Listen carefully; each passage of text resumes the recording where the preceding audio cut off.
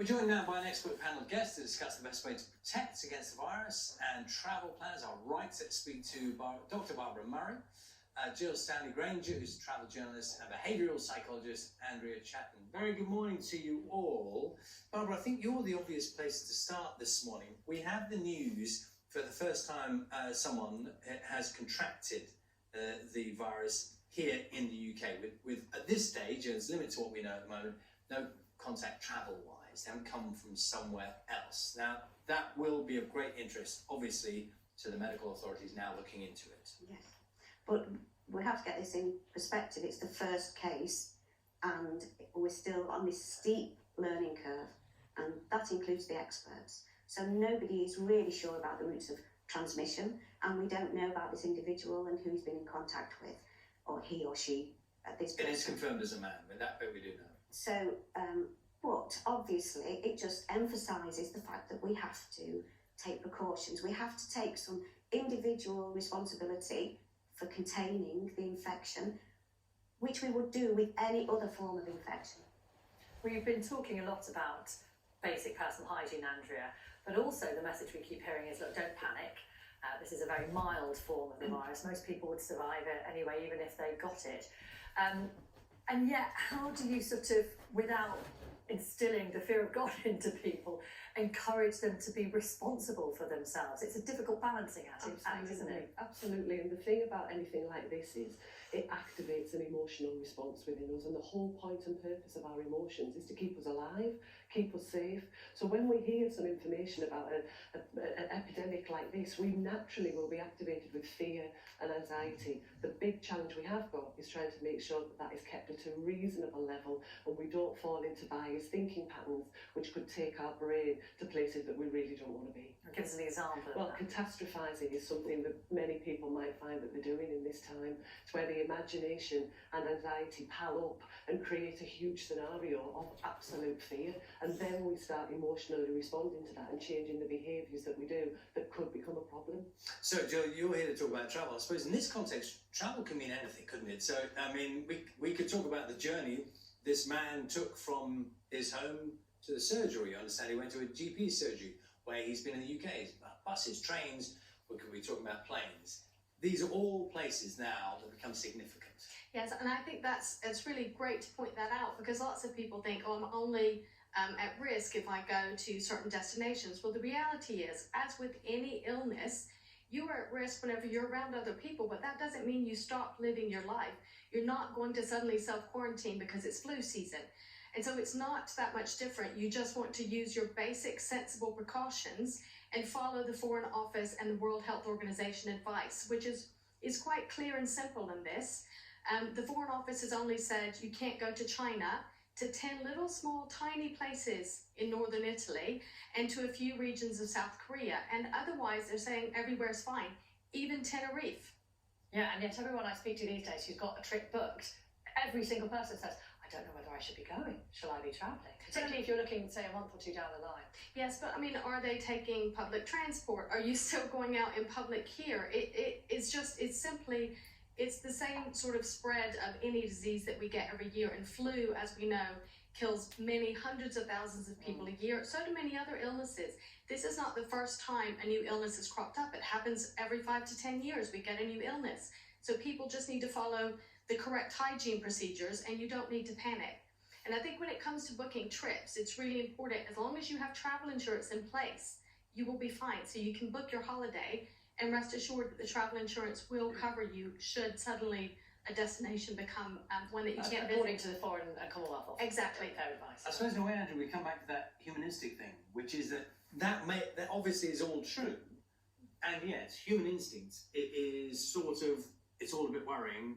I'll not do that much. I'll be more cautious. Absolutely, and that is possibly a good thing. But again, it's about making sure that the emotion that we feel in this situation triggers us enough to make us feel that we do the safe behaviours and do that risk assessment, but not take us to an extreme so that it stops us avoiding situations that we actually need in something like this. If we stop going out and withdraw from everything that is actually seen to be a positive factor when we're hitting a crisis, then we're going to feel even worse. I tell you what a lot of people want to do, Barbara, is that they want to do do something, don't they? So they want to go and buy a mask, for example. They want to actively do something, even if it's psychologically, to think, I am doing something about this. I'm not sort of waiting for something to happen. Yeah, and I understand that, the use of a mask. I mean, initially we saw all those millions of people in China wearing masks, so everybody here instinctively feels that we should get a mask. We should be carrying sterilising agents around with us, which I don't disapprove of, actually, because travelling on public transport, when you touch something is filthy, even without a virus, you want to keep your hands clean. That's just basic hygiene. The use of a mask is not advocated. Unless you have been advised to wear a mask, you shouldn't be wearing a mask. And those sort of people are the people who are already infected and who are known to be capable of passing on the infection, or the carers of those people. However, psychologically, some people will feel that they're safer with a mask.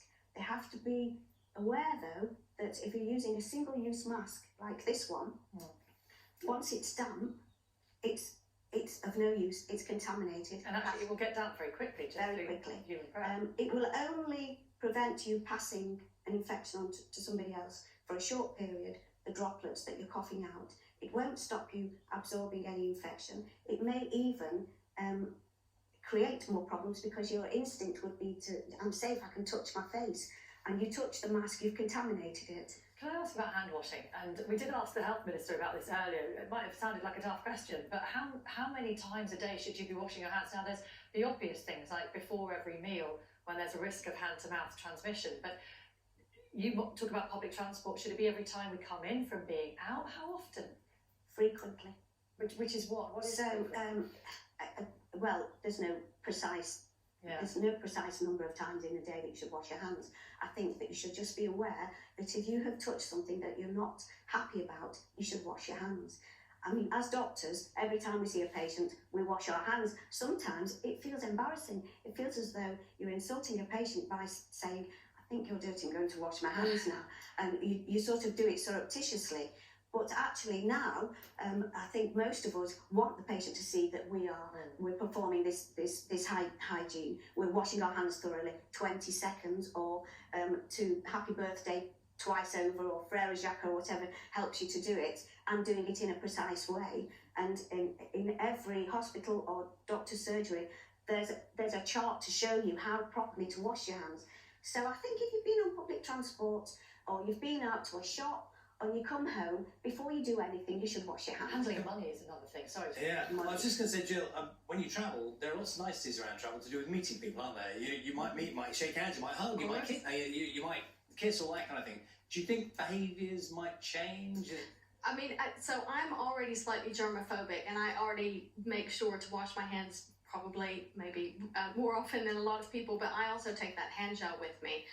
And so, yeah, if you're going to a conference or you're going to an event where you do have to to meet lots of people, I would definitely not be touching my face after shaking hands and then just going over and doing a little hand Is it gel. a bit rude to say, you know what, I'm not going to shake?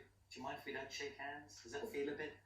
Well, I think under these circumstances, I think we can just about get away with it. But I think that we are sociable animals. We need that interaction. We thrive on that kind of contact. Physical contact is something that makes us feel happy and well. So if we do distance ourselves from that over a long period of time, and suddenly it's kind of like, right, we can't touch anybody because of fear of this, it will impact on our mental health and well-being. Yeah, I'd love to talk to you another time about the impact of self-isolation, because that's quite a difficult thing to go through if you're completely on your own for 2 weeks. But another time, perhaps. Thank you very much. Thank you. Thank you. Let's see, time now.